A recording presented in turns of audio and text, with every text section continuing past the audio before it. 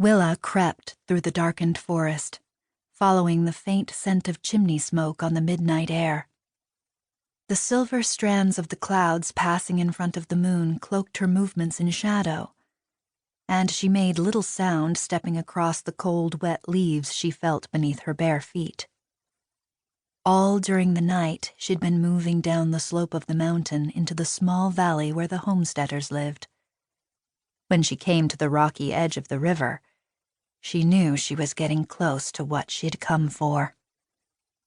She didn't know the river's mood here, so she avoided the dark and dangerous currents by climbing up through the gnarled limbs of the craggy old trees and asking for their help.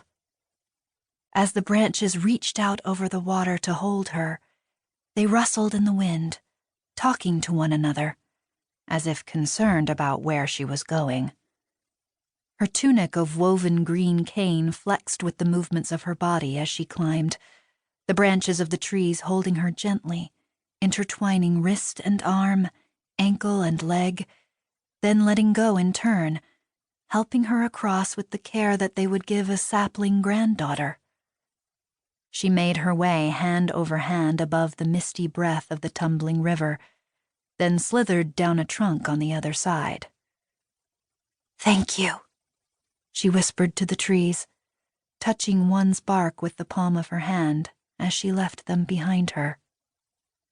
Passing a tranquil pool of starlit water among the stones at the river's edge, she glimpsed her reflection, a 12-year-old will-o-wisp of a forest girl with long dark hair, a rounded face with streaked and spotted skin, and emerald green eyes.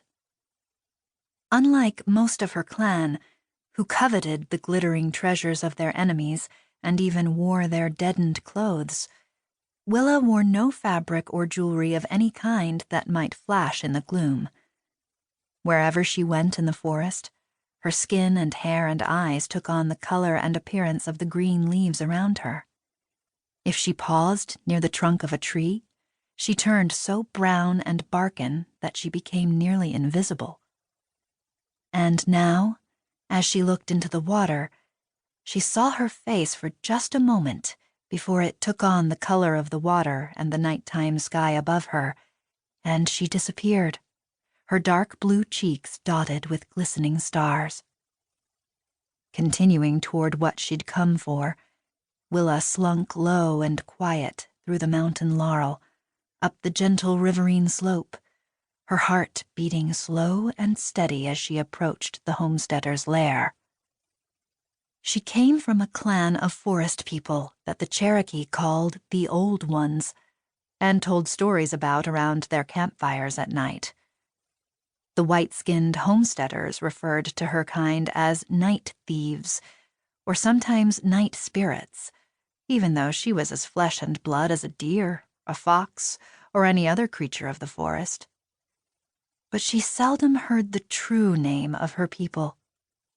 In the old language, which she only spoke with her grandmother now, her people were called the Faeran.